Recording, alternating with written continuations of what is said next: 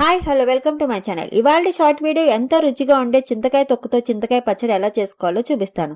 ఒక గుప్పెడి పల్లీల్ని తీసుకోండి. Colour change అయ్యి క్రిస్పీగా అయ్యే వరకు ఫ్రై చేసుకోండి లో ఫ్లేమ్లో.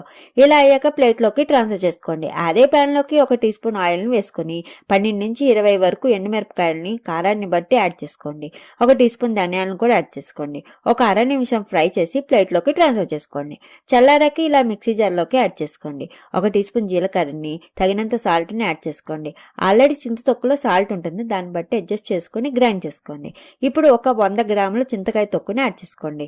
చింతకాయలు పులుపు ఎక్కువ ఉంటే పల్లీలని ఎక్కువ యాడ్ చేసుకోండి. ఇలా పేస్ట్ లాగా గ్రైండ్ చేసుకోండి. అవసరమైతే కొంచెం హాట్ వాటర్ని కూడా యాడ్ చేసుకోండి. ఇప్పుడు తాలింపు కోసం తాలింపు దినుసులు, దంచిన వెల్లుల్లి రబ్బలు, కరివేపాకుని, 2 ఎండుమిర్చిని యాడ్ చేసుకుని బాగా ఫ్రై అయ్యాక పేస్ట్ని యాడ్ చేసి సాల్ట్ని అడ్జస్ట్ చేసుకుంటే మన చింతకాయ పచ్చడి రెడీ అయినట్టే. వేడివేడి అన్నంలో నెయ్యి వేసుకుని తింటే ఎంత బాగుంటుందో.